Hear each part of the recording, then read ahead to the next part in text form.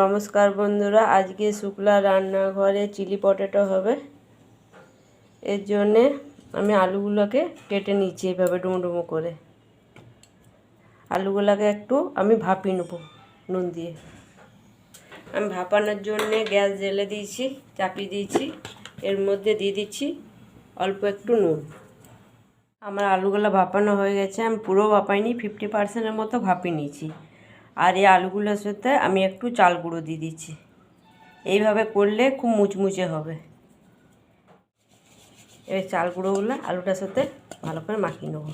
এখানে নিয়ে নিচ্ছি 1 চামচ কর্নফ্লাওয়ার আর নিয়ে নিচ্ছি ময়দা।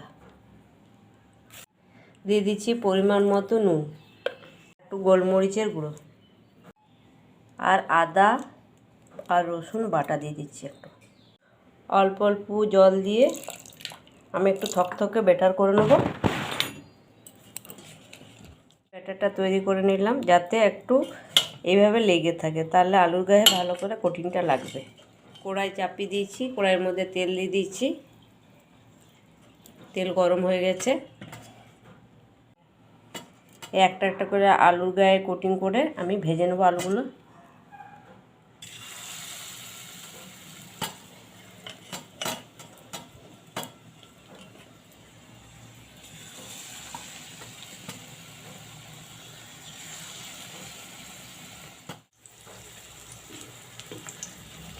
এবারে উল্টে পাল্টে আমি লাল লাল করে একটু ভেজে নেব।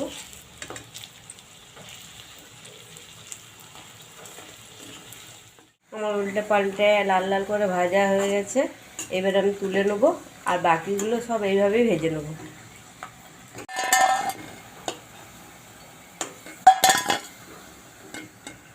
সমস্ত পটেটোগুলো আমার ভাজা হয়ে গেছে।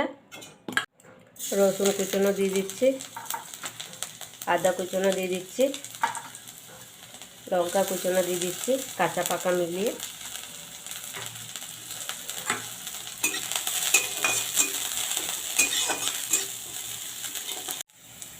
এবারে পেঁয়াজ দিয়ে দিচ্ছি আর ক্যাপসিকামটা দিয়ে দিচ্ছি আর হালকা করে ভেজে নেব।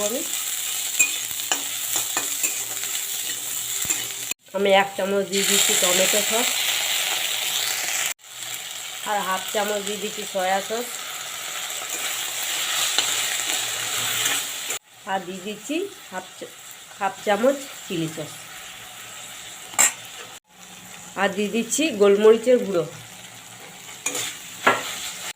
আর অল্প একটু দিয়ে দিচ্ছি জল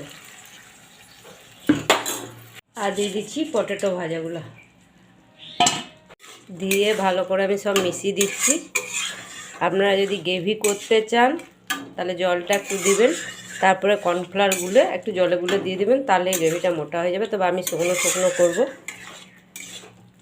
সামান্য অল্প একটু নুন দিয়ে দিচ্ছি, যেহেতু সসে নুন থাকে আমি তাই একটু কম করে দিলাম। আমার পটেটো চিলি হয়ে গেল।